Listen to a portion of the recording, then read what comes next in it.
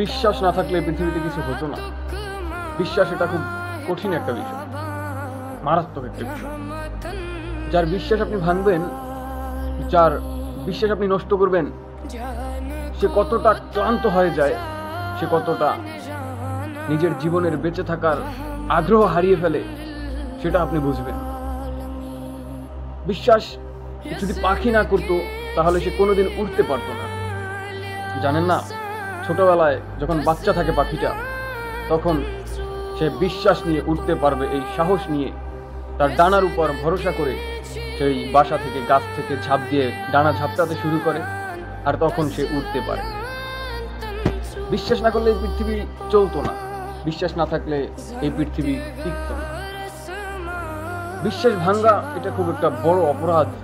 এটা মানুষের মন ভাঙ্গা, একটা মানুষের জীবন নষ্ট করা, এটা আপনার অধিকার নাই।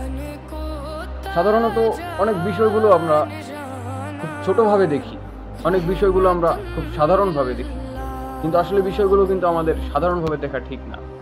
আমাদের জীবনটাকে, আমাদের সময়টাকে সুন্দরভাবে, আমাদের কর্মগুলোকে সঠিকভাবে করা উচিত।